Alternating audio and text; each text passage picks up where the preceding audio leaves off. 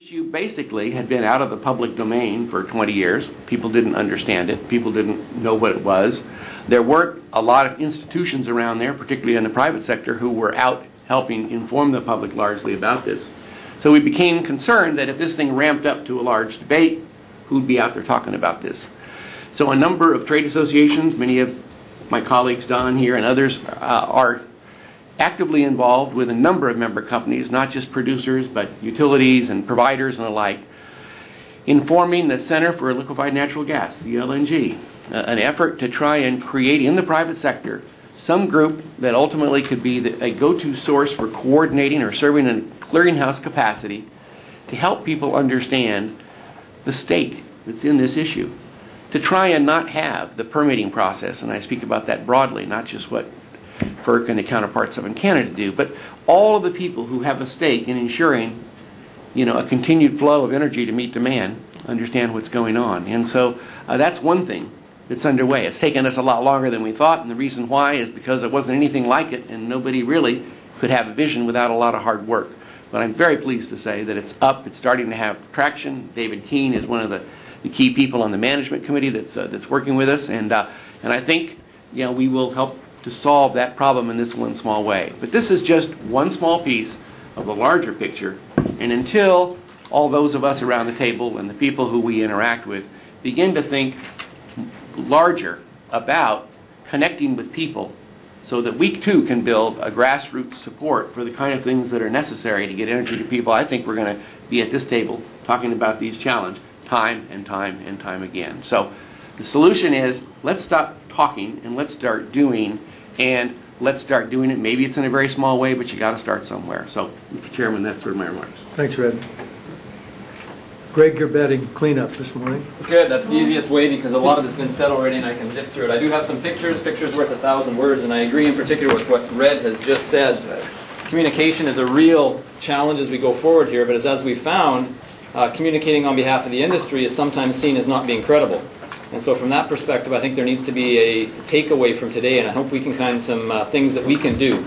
Let me just fly through this very quickly. Hopefully you can see it. I won't cover what's already been covered because I think a lot of it has already, talking about the Canada U.S. relationship. On oil and gas, from my perspective, from a Canadian producer's perspective, two things I want to do today is highlight, one, how well that relationship has worked, but secondly, a sub-point to that is why.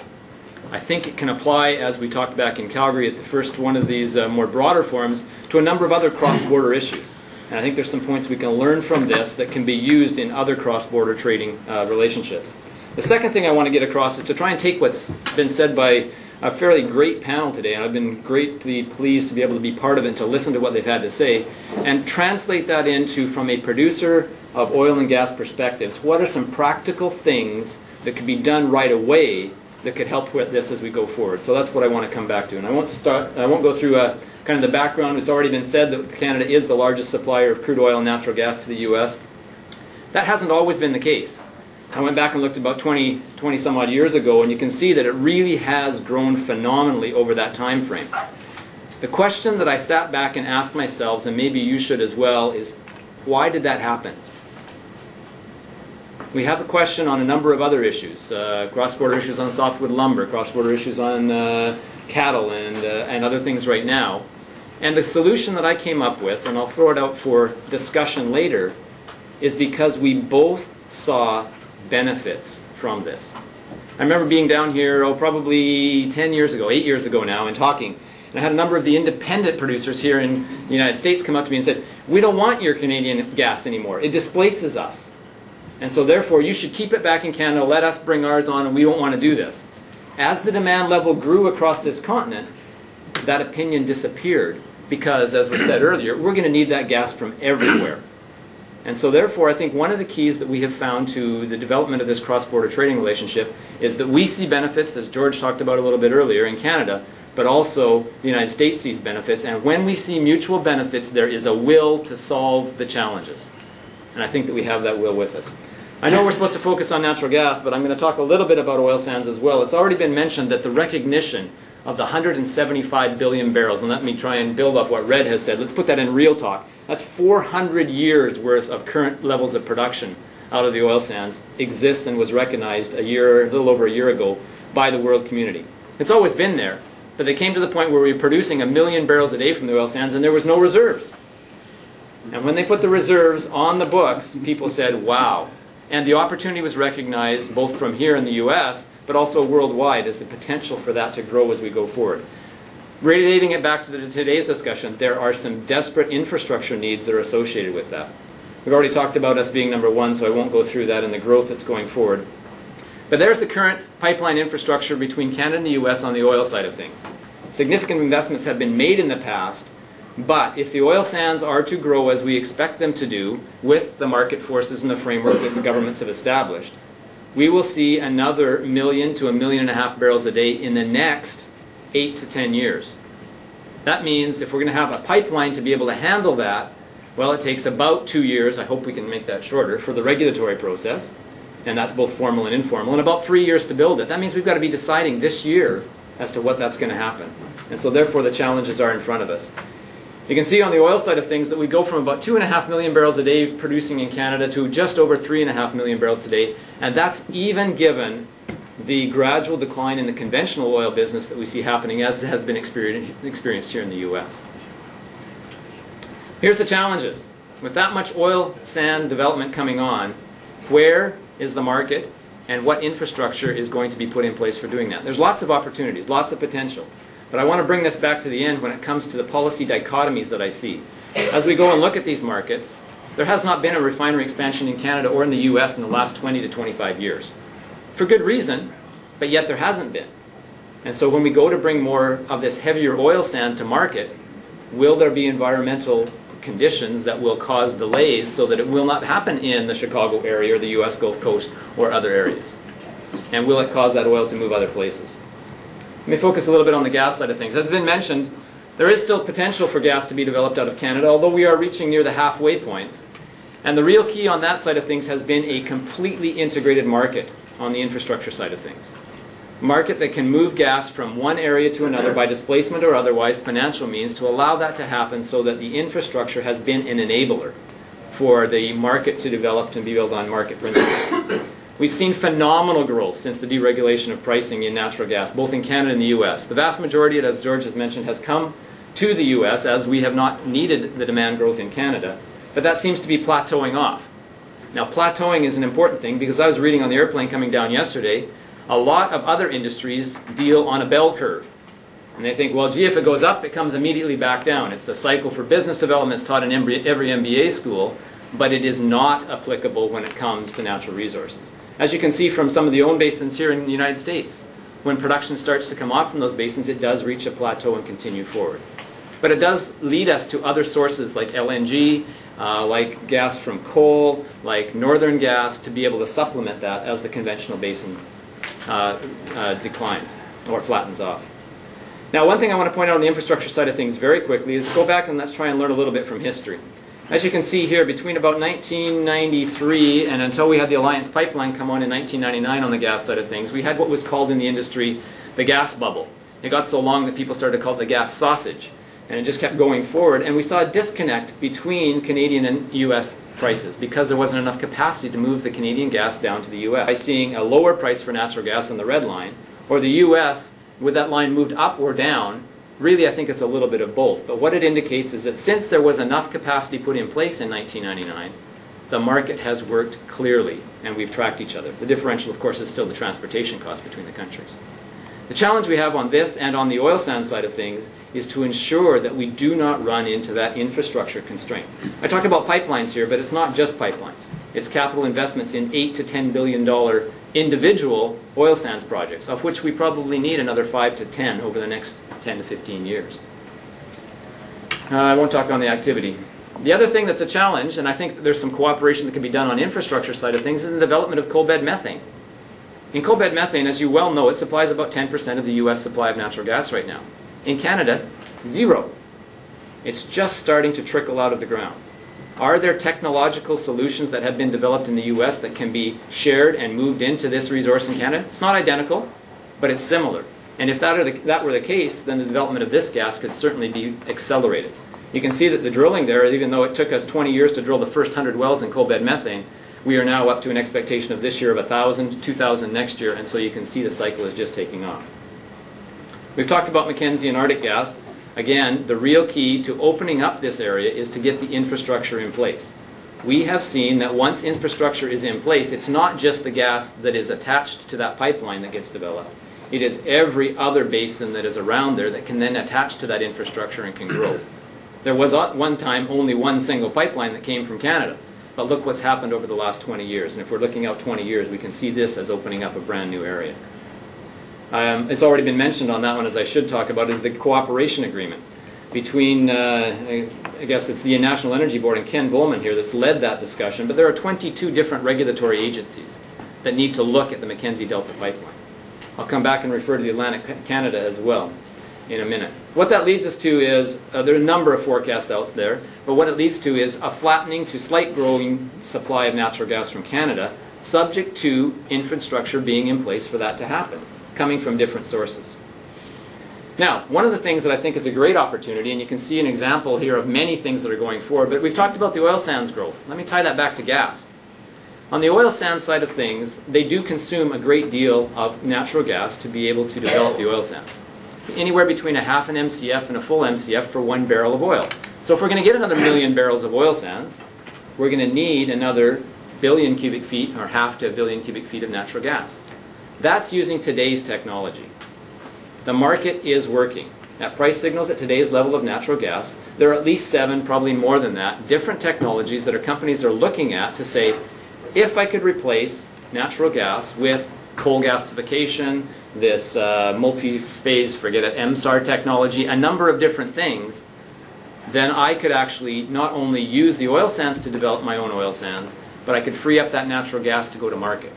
And an extra BCF a day of gas going to the market is something that this country and both Canada and the U.S. desperately need. There's some great examples of cross-border cooperation on the R&D front here that could help. The U.S. was leaders in coal gasification. Now, it's not coal, but it's very similar. Can that technology be adapted through cross-border cooperation to be able to free up that natural gas? Lastly, let me put on the table, as I close here, what I see as has already been highlighted, that we have competing policies facing us today like we have not had in the past. Those policies create what I call confusion. Not in a good or a bad way, but confusion which leads to delays. As you can see on the left and right-hand side of these things, here are the policies and the messages that are being delivered both by the public, by governments, and by all of our stakeholders as we go forward. Let me start with natural gas. Use more natural gas. We've talked about it being the fuel of choice, environmentally friendly, clean burning, efficient, all of those kinds of words that come from there. But on the other side of that, we've also said we need to restrict the access to the land on where natural gas is located. Be it for environmental reasons, be it for park reasons, be it for other reasons, we have chosen, or the stakeholders today have chosen, to be able to do that. Both of them have merit. How do we solve the dichotomy between that? Second one, let's use less natural gas for oil sands production. But if we use less natural gas and start burning a heavier fuel, we create more CO2. Both of those have equal arguments behind them. How do we solve the dilemma that we're creating in the policy level? Third one, let's increase production from the oil sands. But also, let's have environmental restrictions on refinery reconfiguration in both countries. Because of environmental restrictions and the different kinds of fuels we need today, how do we get to solve that dichotomy? And lastly, let's bring on more supply of oil and gas faster, but we also today require higher standards for regulatory approvals and longer regulatory processes to ensure that each and every stakeholder has their right to be able to raise their issues. Again, I'm not arguing either side. I could argue one side or the other. That would take much longer than the 1 minute I have left. But we have these facing us today like we never have in the past. And I hope that today we'll be able to walk away with some practical solutions that can lead us how to solve this.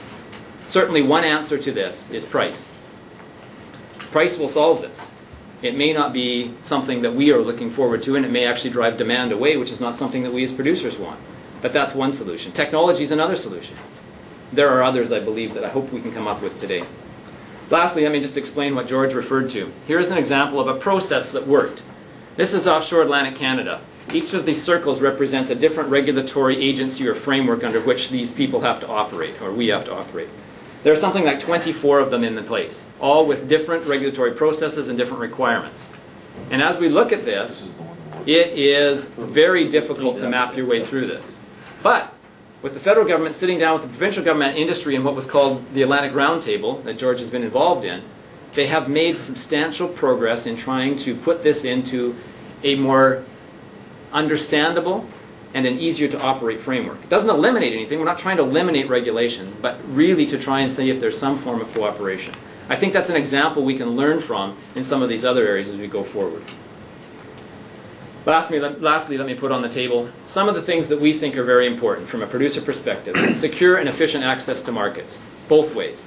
In order to have that security, which I think we have enjoyed between Canada and the U.S. to continue, we need to have strong support from that, both from a government and a stakeholder perspective. We need to find how to resolve the infrastructure, including pipelines for oil sands, refinery changes that may be needed to handle that extra 1 million barrels a day. And above all, we need to resist linking oil and gas trade issues with other issues. If we do that, the trade disputes continue to accelerate and no one wins. We can learn from what has happened and worked so well on the oil and gas side of things, like the Atlantic Roundtable, like the cross-border cooperation MOU that's signed between the regulatory agencies, to be able to build on other trade issues. I've talked about the access to the resources, and I think you've heard over and over today the desire to reduce that overlap and duplication. And lastly, let me stop on the global competitiveness, which is a huge issue. We must recognize that even in today's environment, and Red highlights a good point, even today's environment of strong commodity prices from a producer perspective, both gas and now both on oil and natural gas, the cost profile is increasing. We are not the only countries in the world that are feeling the stronger oil prices. But if our costs increase faster than other countries, investment will go to those other countries. And we need to make sure that either infrastructure constraints or policy constraints try and make sure that we have none of those things that are blocking the development of the commodities here in the country, in the U.S. and Canada. And lastly, I think that there is a ripe field of opportunity for cooperation on the research and development side of things, where we can use the opportunities that we have strengths in either of our countries to develop the infrastructure and the resources to be able to bring this on, whether it be from LNG to oil sands to Arctic gas to all of the opportunities that are laid out in front of us.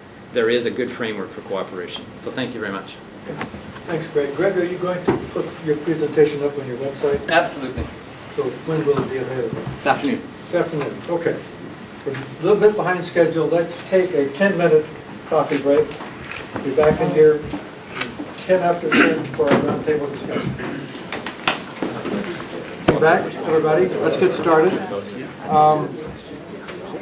It's going to be a Q&A session. Well taken. We will have a roving microphone. So, and we're going to play by Chatham House rules. If you have a new question, raise a finger. Make sure it's the right finger, not the wrong finger. And a follow-up question.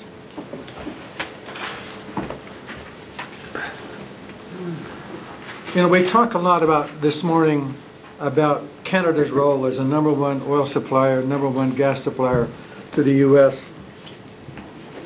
But you know, I don't think that Americans care where their energy comes from. I think the American consumer only has two concerns: price and availability, and nothing else matters. We do face a number of supply problems, but do we have the political will, particularly in the U.S., to take the means necessary to rectify the coming supply-demand imbalances? We had the political will once, coming out of the 1973-1974 Arab oil embargo. And with that political will, we established our Strategic Petroleum Reserve. We established the CAFE standards for our automobile part.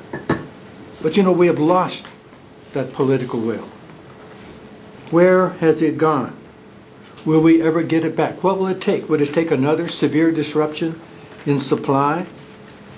Not only high prices, but limited availability of fuels to the consumer?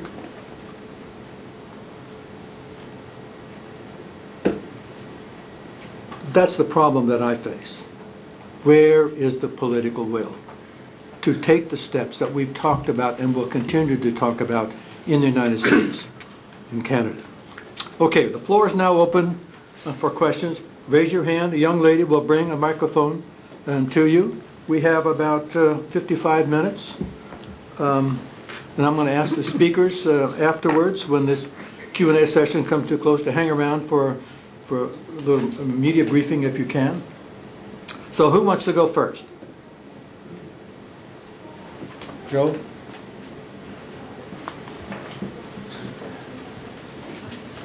Has Kyle McSlarrow left? Yes. Well, that's too bad, because I had a specific suggestion to make jointly to Kyle McSlarrow and George Anderson, so I'll make it just to him. I think that the discussions this morning made it clear that in order to solve the problems of a single fuel like natural gas, you have to consider it in the context of other energy sources. Electricity and the regulatory problems in electricity, which has become closely conjoined with gas, are just as bad. The infrastructure problems are just as bad. Oil sands got a lot of discussion. Now, the North American Energy Working Group originally was supposed to publish last December a document called A Vision of the North American Gas Market. And I predicted at that time confidently that it wasn't going to come out during an election year. And I can understand that. But I also understand that a draft is just about complete.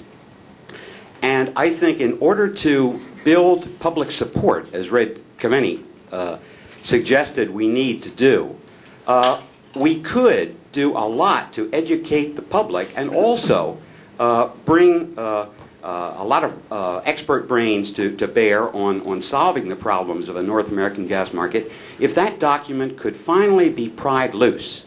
And it seems to me when George Anderson said that you're very close to getting an official application from the Mackenzie Delta Pipeline, I wonder if it wouldn't be possible very shortly after the election to come to agreement on that document among the three countries, publish it, and let it be a discussion paper for the industry and the general public.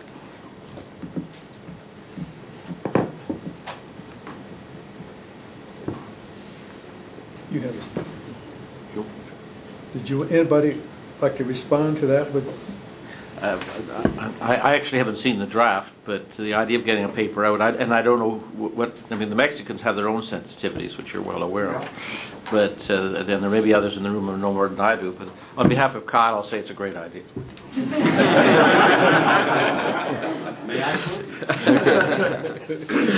If I may just add from a DOE perspective, I know it is in some final stages of review. Hold on just a second. Okay. Thank you very much. I don't think there's been any conscious decision to delay that paper. I think in the thoroughness of that project, I just know in the last few weeks it's still undergoing some final technical review and as far as where it stands. So I would assume that it would be available for release in the very near future. Okay. I think we have a question in the back. No, actually, I was just going to pretty much say what Jim Slick said, that it is not a politically based decision not to release the report. It's been, I can assure you that people have been working on it from all three countries. Deputy Minister Anderson's people have been working on it with ours and with Mexico, and at various times it's been updated, and at various times through the process, one side or the other has had to take some time to add more information to it, to hone the information in there. But again, the hope is to get it out as soon as possible, and it has no the election in the U.S. has no bearing on it, just as the Canadian election did not, and the Mexican political situation also does not.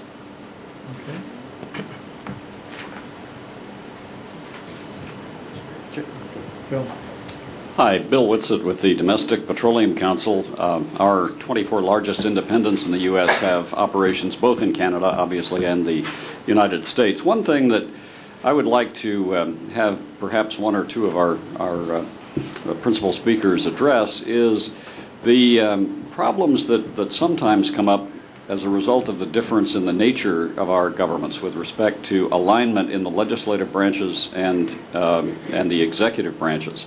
This is highlighted by, I think, the interesting phenomenon where we've seen a big push in the U.S. Congress that has led to the U.S. Senate actually moving, some would argue, away from a market-based approach toward the pipelines for natural gas in Canada and are proposing subsidized gas into AECO through the Alaska line.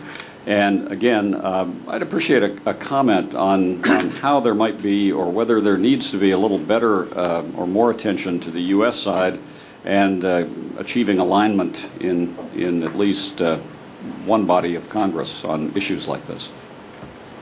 Who would like to take a stab at answering that question? Well, I can make a, a bit of a comment. It's a sensitive area, obviously. I mean, historically, within its area of jurisdiction, the Canadian governments were able to deliver a little bit more clearly once there was an executive decision than has been the case in the U.S. And we followed all the tractations around the energy bill and see your difficulties. We now have a minority government ourselves, so we may not be in a position to give lessons to anybody, depending on how things go forward. And then, of course, we both have federations, and so there's a huge number of issues around sort of provincial versus federal or state versus federal. On the specific issue of things being done in Congress, which we don't particularly like, I mean, we've taken a position that we don't think the Alaskan pipeline should be subsidized. We communicate that directly to staff within Congress, to senators, to representatives, and so on. So our opinions get made known directly as well as through the administration. Do you want to say? Yes, I'd like to expand a bit on my comment about Alaska. I think that is the single largest issue in the framework of U.S. energy policy. It's ironic that it is, U.S. gas. Currently, there's 7 BCF a day that is produced and then re-injected. So there's no question that it exists. We actually brought a lot of the discussion to Houston about 4 years ago then with Glenn, Governor Knowles, and the 2 Canadian heads of the territories. As things stand today, you have 3 large companies who are the owners, who you could call the odd triple, as opposed to the odd couple, and each of them has LNG interests as well, and there's very little, if any, similarity in their cultural fit. Alaska politics make Louisiana look simple, and the impact of steel I haven't heard discussed, but I think it would be dramatic. The price of steel for an Alaska pipeline, maybe also for Mackenzie Delta, but the Mackenzie Delta pipeline is like an alliance, so it's a little piker compared to an Alaska pipeline. And as goes Alaska, I think so goes the future for consumers in the U.S., particularly industrials. I'd just make a footnote, which is I think actually the stalling in Congress on the energy bill and the provisions relating to the Alaska pipeline have actually forced some of these issues back into Alaska. And I think both whether it's royalty regimes or how the state views how the broader issue, it's not been an unhelpful thing in some ways to get the Alaskans to have to address some of these issues before they come back to Congress. How many of you here remember the movie The Graduate? Remember the magic word that was whispered in Dustin Hoffman's ear? Remember what? Plastic. If we were to make that movie today, might we whisper into his ear, demand management? Is that the solution to our problems? You have a question over here? No, Bob, I was going to follow up on Okay, go ahead. Thank you. I'm Bill Cooper with the House Energy and Commerce Committee staff. And to follow up on Bill's comment and then the comments of others, the House of Representatives does not support, at this point in time, obviously, any price supports at the wellhead for Alaska gas. I think we tend to come more in line with others or in the international community that support that. And indeed, H.R. 6, the conference report, does not have such a provision in it. And it has enjoyed overwhelming success in the House of Representatives and a majority of support in the Senate, just not enough to kill a filibuster. So I think as we move forward, in the event that we are able to develop a comprehensive energy policy that can gain support in the Senate, in order to gain support in the House, it will not have that price floor in it. Okay.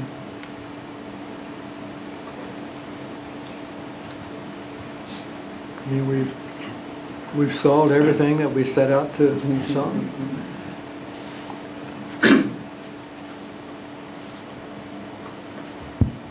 I hadn't planned to say anything on this issue, but I think it's important to step back and remember no one would accuse the U.S. government of subsidizing clean air. When the positive externalities exceed private costs, or when the private benefits are different than the public benefits, there is a proper role for government. And on the Alaskan gas, I think it's clear we all believe the role of natural gas is critically important to the U.S. economy. That would suggest to me there is a role for U.S. government in helping that project along.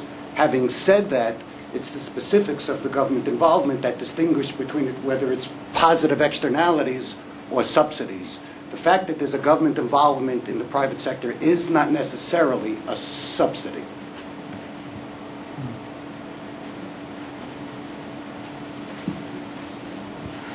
Any follow-up to what they had to say? Okay. I can't help but say just one more thing. Okay, Bill. And then I'll pass the microphone down to Hal. I guess getting the cue here. But it's not that the Alaska Pipeline does not have any type of support from the federal government if it does not have a price floor. And you have to keep in mind that what it does have, it has a loan guarantee that approximates $18 billion, which is fairly significant by anybody's standard. It has an enhanced oil recovery tax credit that's fairly significant as well, and a seven-year depreciation for the Alaska portion of that pipeline. So there's huge incentives in there to make this project go, even without a price floor at the wellhead, and we think those should be sufficient of a government involvement to see the project forward. And keep in mind, too, that there's several layers of complexities here, not the least of which might be competitive advantage issues among the players in Alaska that own the product, seeking to transport it down to the lower 48, that we are mindful of and have to grapple with as we formulate what we perceive to be some type of a national policy. Okay. Hal Quisley with TransCanada. Just a comment generally on the Alaska project, that if U.S. government fiscal arrangements go ahead, and as Bill just said, there's significant fiscal support for the project already, we will have crossed one bridge in moving that project closer to completion. Beyond that, there's a myriad of regulatory complexities that I think was one of the issues on the agenda here today. And we very much applaud collaboration between FERC and the National Energy Board and other regulatory agencies, and we think that will lead to some speeding up of the process. But I'd like to remind everyone that there's frequently big picture issues that will cause projects to get delayed. And one of the funny things that we do in this world is we tend to kick off and work the details and the detailed engineering and designing of road crossings and river crossings and all kinds of small stuff, and submit all of that only to find out that a project doesn't go ahead for reasons that have nothing to do with that. If the pipeline company can design all of the technical features of a project, we're pretty much sure before we file it for review that it's going to pass that review. The bigger issue is whether or not the supply-demand fundamentals will be there. Does New York City really want more gas to the point that we can get a pipeline built through Connecticut? And what other kinds of big picture issues are going to get in the way? And one suggestion, maybe it's a plea from my part, is we need to rethink the regulatory process in some ways to decide whether or not projects are going to go ahead before we actually spend the money on detailed design.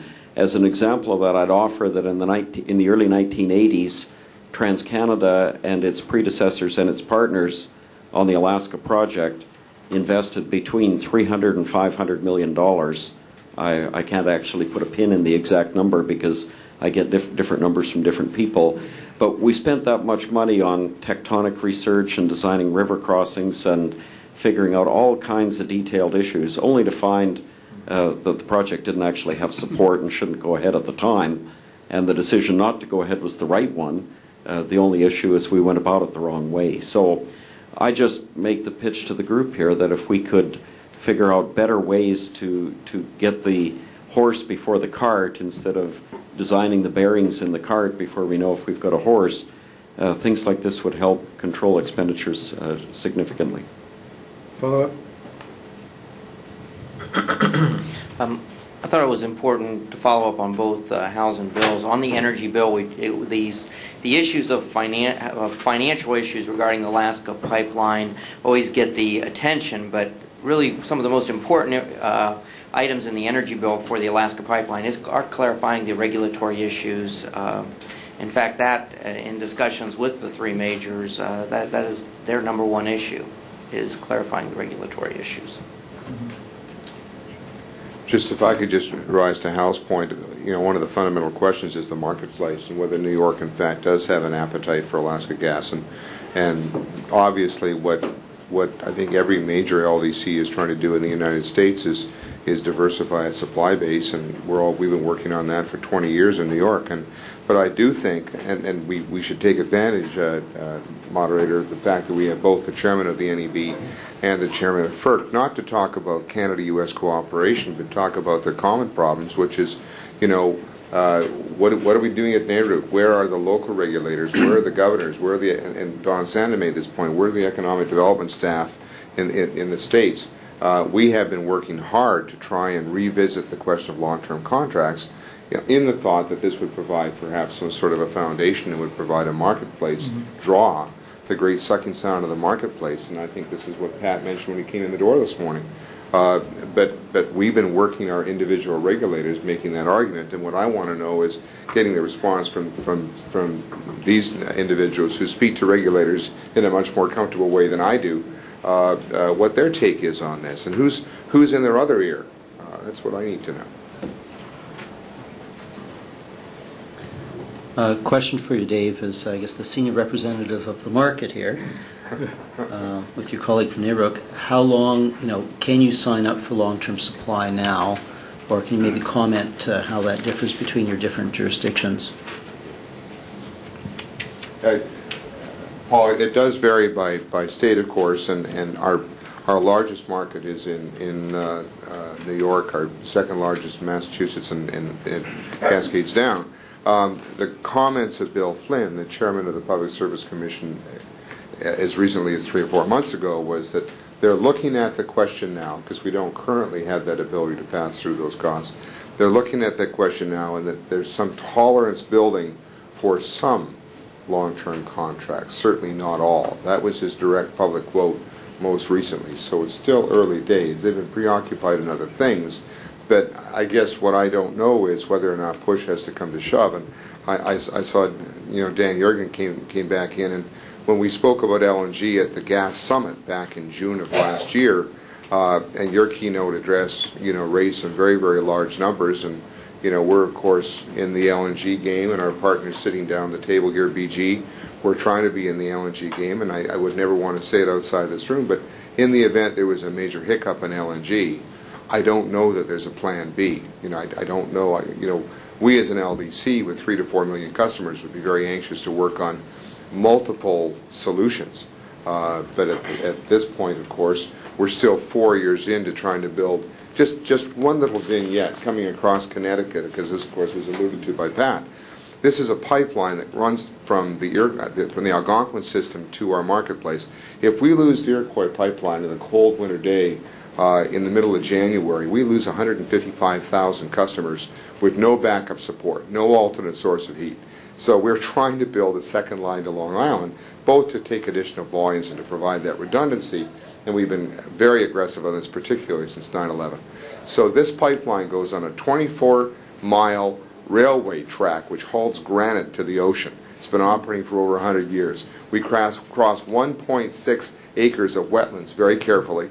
We directionally drill underneath the beachhead of Connecticut to the center of the Long Island Sound. We come up where there's no oyster beds. We run environmental awards on the New York side, and we're fully permitted in New York, but we are still one permit short in Connecticut.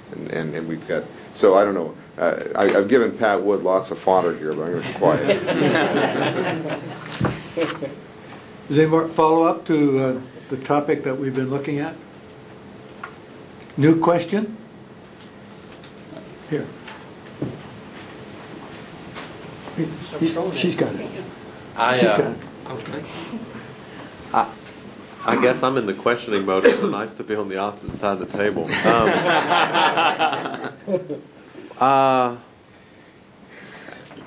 Hal, what would be the ideal, and I know this is kind of free-forming here, but what would be the ideal sequence of events into which Ken and I would slot ourselves and our agencies along the way so that the $300 to $500 million isn't sunk and frittered away, but rather spent more thoughtfully? What is the right sequence of events that would address the Connecticut issue, that would address the old Alaska issue, that we're not doing now? What is the horse and what's the cart?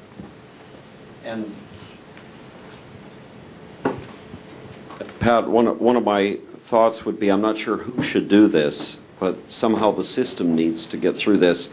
For example, on the Mackenzie Valley project, and Ken and I have discussed this, that there is the great reality that a lot of detailed engineering work will be done on that project, only to find that it doesn't go ahead for no reasons related to gas supply or market demand or pipeline constructability, but that the real issue on the Mackenzie project is one of Aboriginal land claims and what is going to happen on that front. And it would be nice if we could think of a way that governments in general could work their way through issues like that before we start to sweat the details on detailed design. Historically, the process has been one of prepare the complete project application, submit it, and then find out how the discussion goes on both big picture and detailed issues. And I think quite a bit of progress has been made in trying to resolve it. But the issues are certainly different in Alaska or in the Mackenzie Valley than they are in Connecticut. Just as a follow-on to what David said about Connecticut, it's been very difficult for the Islander East project to get permits to go ahead with that, notwithstanding that the New York market very much needs the additional infrastructure backup. I'd remind the group here that TransCanada was instrumental to the building of the Iroquois pipeline about 10 or 12 years ago, and the end result of that for our company, and one we remember very well, is that our senior project person on that project went to jail over an offense that was a non-offense. And I'm not sure how many people in this room remember that. But over the public NIMBY opposition and the involvement of some high-profile movie stars, a Canadian spent 6 or 8 months under house arrest and a couple of days in jail. And, you know, these are the kind of things that make people think twice about just how hard do we want to push that project and how enthusiastically am I going to go about working on those kind of issues. So that had nothing to do with the technical design of the project or even the construction practices. And it had everything to do with the NIMBY opposition to that kind of a project going ahead. And, you know, if New York doesn't need the gas or doesn't want the gas, or if the Northeast U.S. cannot understand that there are certain supply-demand things that need to be dealt with, you know, then we shouldn't pursue those projects. But if there really is a societal need for it, I just throw out the thought to you that somehow or another we need to work through that. And Pat, I'm emphatically not saying there's a flaw in the FERC process. We've seen on Islander East that the FERC process actually worked and that the permits were granted for it, and other things are leaving that project stalled. And so I think there's a bigger challenge, and maybe it's a policymakers challenge within the Department of Energy or in Canada within Natural Resources Canada as to how do we get through these things and pass them more efficiently. Follow-up or new question? Any follow-up? Yes. Okay. This is a follow-up, and Pat, maybe an attempt to answer your question, and this just comes right off the top. But I'm wondering whether we need a two-part process here, and I think this addresses the points that Hal is making. You know, part one being if we use the Mackenzie Valley line as an example, or even the U.S. Northeast example that David has been using, maybe we need an NEB or FERC review that said this project is in the public need and necessity, it will go ahead. And that will be based on supply-demand issues. It will be based on consideration of a lot of general factors, but you effectively certificate it and say this project will go ahead.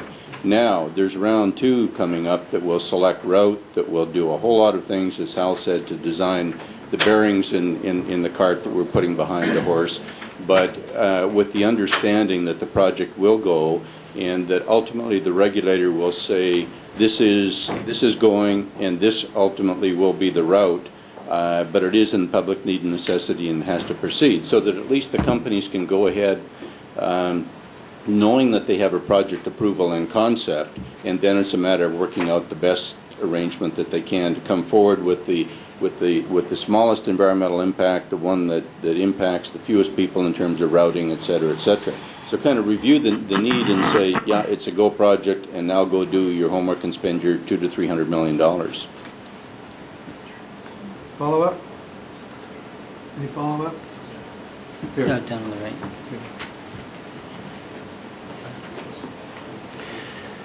Just picking up on Hal's cart and horse analogy, it seems to me that the cart is the regulator and the horse is the policymaker, and in both countries I think we've got common problems, and that is the policymakers are stating often that the market is working, we're not going to interfere, but in actual fact it might be a reason for failing to give the regulators setting the framework that the regulators need to do their job, and I wonder if there's not a way to help build support to help the policymakers, set that framework, make it easier for the regulators to continue to do the job that I think a lot of us will agree that they're doing fairly well actually. Cycle times are coming down. Obviously, would like them to be speeded up even more than they are. In Canada, we've got 16 different associations working in something called an energy dialogue group, and representing every sector of the energy industry, and meeting with federal and provincial and territorial energy ministers to address some of these issues. And I'm just wondering if there's not some way to see something similar occur in the States, or a cross-fertilization maybe between industry groups on the two sides of the borders to again aid the policymakers in setting that framework. Is there a follow-up over here? Okay, Bill, and then down at the end. Okay. One follow-up, if in fact the policymaker is the horse, we've got the horse and it's, thank you. If in fact the policymaker is the horse, we've got the horse and it's in the starting gate, we just can't get the thing opened up and get the horse on the track. And I don't want to sound like I'm beating a dead horse, but HR 6 conference report indeed addresses this very issue that Hal had talked about.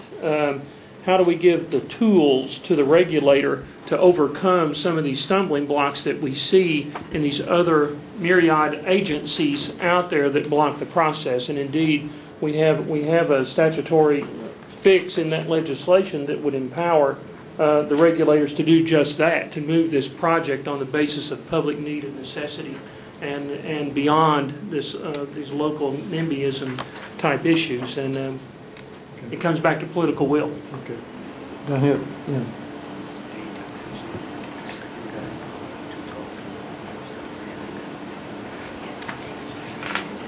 From a FERC perspective, I just want to clarify that we actually do make non-environmental economic decisions, usually within the first 6 months after an application is filed, and this was done in Islanderies, and that decision was out there, and then we conclude our routing, our environmental review afterwards. So in that basis, FERC has the tools and has used this, what we call a preliminary determination on non-environmental issues, probably for at least the last 10 years. On another issue, we are trying to truncate our process in terms of doing a NEPA what we call a NEPA pre-filing process, where we actually begin the environmental work before the application is made with the FERC. We get together with the pipeline, with other stakeholders, and try to do some concurrent processes that will maybe not eliminate the whole timeline, but get things out of the way before an application is filed with FERC and therefore get a decision out quicker. And I'll note the Kern River expansion, which was $1 billion project, 800, 900 miles of looping. After it was filed with FERC, it was out within 11 months.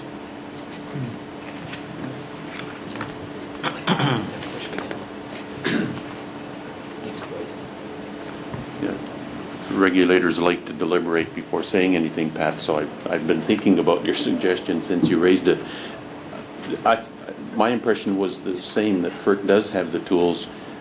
I don't think in Canada the NEB does have those tools right now, Pat, and I think you'd agree, George, the first obstacle would be the scheme of the federal legislation is that the environmental hearings must take place before the regulatory hearings. So we would not be able to do under law the type of thing FERC is doing. But I suppose if there were the political will to do that, there would be a way around that. But it ties into another point, Pat, and Paul sketched this out in his paper a bit. I think I'd like to take it a step farther. That I think one of the fundamental problems with major national infrastructure projects is that their negative impacts are by and large local as compared to the benefits, which are dispersed more broadly in the economy. I think that makes it important that a national perspective is taken when balancing the negative impacts versus the benefits, because the proper weighing of a national project probably is at the national level. But sort of the farther down the chain you move from national to regional and even local, I think the outcomes you're getting should not be surprising, because at the local level, the impacts almost always outweigh the benefits that will be enjoyed by local people, unless it's a large facility in a depressed region of one of our countries. So the idea of doing some sort of national review before these local reviews are done, I think is an interesting one, and one we may have to face up to. The situation we have in the Delta, although we've responded to the pleas from industry to put together a coordinated plan, the fact remains that even after the hearings are over, you still basically have veto power to be exercised by a number of regional boards. So I think Pat and I in particular have listened to the exhortations about coordination and streamlining. We've signed our agreement. We have agreement in the North. Our board has over 20 such agreements now. But I don't think any of them deal with this fundamental problem that if the balancing of impacts and benefits is going to be done at a more micro level, the answer is not going to come out positive. I'll just leave it at that. Follow up? I just say there are. Sorry. Okay. Just on follow up to what Ken was saying. I mean, for us in the North, where we have this very complex regulatory environment, it's been complicated further by the fact that the deals which have been done with Aboriginal people have constitutional standing, so that you can't simply come in and impose on top of that something which the courts would find to sort of tranche on their constitutional rights. That being said, if we have a group, and we do in Northern Canada, which hasn't yet signed a claims agreement, that is not in and of itself necessarily a showstopper. And I think that there are whole questions about the broader context, about the extent to which governments have shown themselves to be reasonable, where other Aboriginal groups are, where the territorial government are, and so on. I think that we're certainly not in a position where, as much as we'd like to complete the claims process in Northern Canada, where we've accepted that we're beholden to one small group in that regard.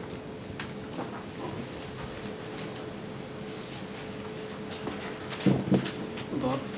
Okay. Just to follow up, perhaps get Ken or Pat to comment on it as well. I mean, I think we agree that the work that you two have done has really created a good cross-border cooperation. We were just chatting during the break that perhaps there are similar difficulties on both sides of the border. It's not the cross-border that's the problem. It's the number of regulators and our stakeholders that are involved in these processes from now on. It's not just an NEB process or not just a FERC process. I can speak probably more from the Canadian side, where there, as we showed in the example, there's a number of regulators. And I know maybe, Ken, the question that I would ask maybe to comment to find a solution here is, I know you've been involved in a number of these cooperation agreements, the North in particular, which you took a lead on, brought the 22 groups together. What's the next step that needs to be taken there? You said that you've done that, the regulators are aligned, but now as we go into a process, as Hal has put forward, do you have some recommendations for industry, governments? What else, kind of what do you see, having worked with all these different agencies, fisheries, environment, the local stakeholders, the water boards, all of those? Any suggestions that might be applicable on both sides of the borders, how to bring groups together for better alignment?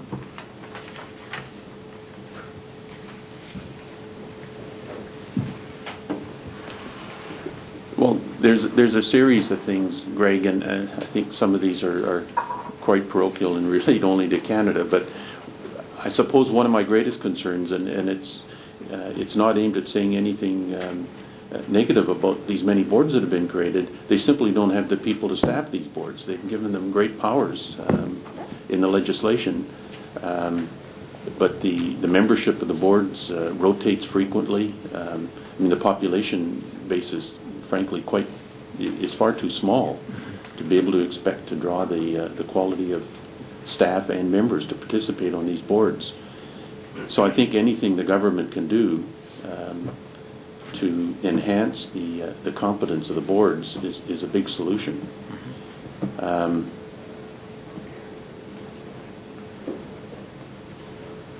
That's probably the only one the only substantive one that comes to mind. I mean, as George knows, there was a point about 2.5 years ago, I guess, when we decided how to approach the North. And I'm just phrasing it in general terms, but there's sort of an escape hatch in the Mackenzie Valley Resource Management Act where the government could have said, this pipeline's in the national interest. And you just get right out of that whole framework. And the government could have created a sort of a super panel on its own to represent both the regional interests and the national interest in this project. That's like a quantum leap. But it would probably be the next major step to a solution. Just short of that, I suppose, is at least harmonizing the environmental and regulatory process. And I spoke to that earlier, that in Canada that environmental review must precede any sort of regulatory review. There may be other ways of coming at that. Thank you. It is interesting to hear the sovereignty issues in Canada. We have similar ones, but they actually, in the two instances that come to my mind, cut the exact opposite way. Because the sovereignty that Indian tribes have for the location of one LNG terminal on the east coast and one on the west coast actually is viewed as a developmental positive, because you do avoid, if you have local buy-in from the tribe for that single source facility, which is distinguished from a pipeline, which of course runs through everybody. But you have an LNG facility there that actually overrides other federal agency and other state agency veto power. And so if the tribe wants it, then, and they can line up the money, importantly, then it's going to happen. Or it has a lot better likelihood of happening than one, 200 feet across the boundary line that is going to be subject to Coastal Zone Management Review, Clean Water Act, whatever other processes are slapped in there. So just an interesting observation that the tribal issues can be your friend too.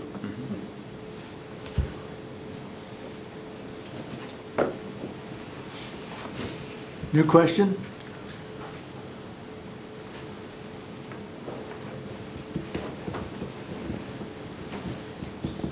I think beyond the regulatory and permitting issues related to new infrastructure, there's also the commercial issue of who stands up and takes out the long-term shipping contract or commitment on major new pipelines. And at the risk of referring to the good old days, if you go back 20 years ago, the arrangement would have been that the end market, the consumers, would take the contract to not only buy the gas at the wellhead, but ship it. And as a result of various deregulations that have occurred both in Canada and the United States, that commercial arrangement is no longer readily available to us. And it becomes very interesting in the case of Alaska, where the major beneficiary of an Alaska highway pipeline would in fact be the consuming public of the lower 48, and yet there's no real mechanism that we've been able to find anyway by which you could go ahead and do that. So I just throw that out as another issue that we need to think about. It's interesting on the Alaska project, everybody looks around the table as to who should take out the shipping commitment, and everybody looks to the producers, and they look back and say, we're not sure that we're prepared to take on that risk right now. So it's kind of a conundrum, I think, that we face in terms of how do we get some of this major infrastructure built. Okay.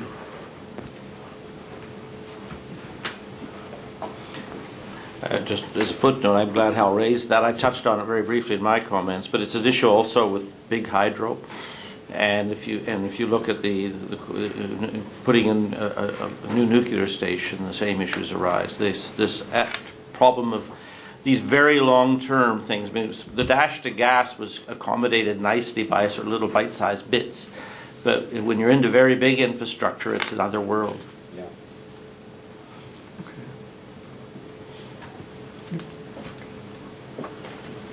Okay. I would think, and this is certainly one that we, as certainly the strong advocates for competitive markets at the wholesale level, as well as our state friends that are doing it at the retail level, are very interested in. And rather than kind of assume it's an on or off switch, that you would have a long-term contract or not, there are mechanisms, some of which have not really been fully developed, but that I think in the electric capacity markets are probably the most thought has gone to take place, as to having a more market-oriented capacity-style market where the right to build or the obligation to buy is traded just as any other commodity is, and then that cash flow stream is used to finance the coal plant or the hydro plant or the nuclear expansion, those being the ones that are kind of not favored in the short-term market as gas would be. But I think there are some heavy brow scratching toward a market-based capacity method for both gas and electric. And again, the heavy thinking's gone on the electric side so far might be the way to answer this conundrum. I know Dan pointed it out on page 21 of his little fourth bullet there, but it does have solutions other than the good old days. And I think it's probably worth all of us putting some elbow grease to that.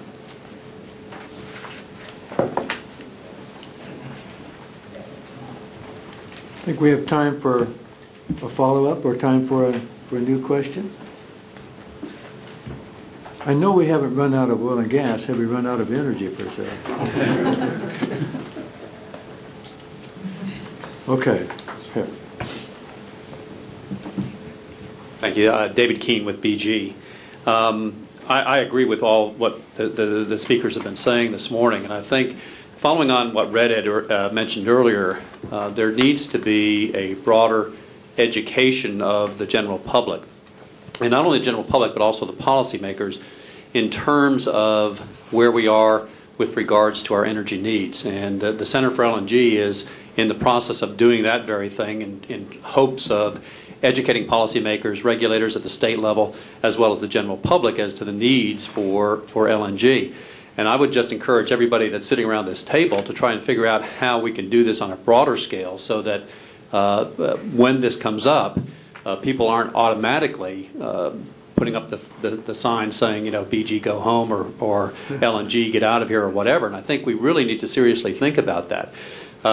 As a former Speaker of the House once said, all politics is local. And I think Ken mentioned this, that when you get down to the local level, the benefit for the individual that has the pipeline going underneath his property or an LNG facility that's being built close to it, the benefit is not readily apparent. But in the national sense, you have to look at the greater good, and we have to be able to find a way in which we can build infrastructure more efficiently and to Hal's point, so that companies aren't putting at risk significant sums of money without getting any return. Good. Good.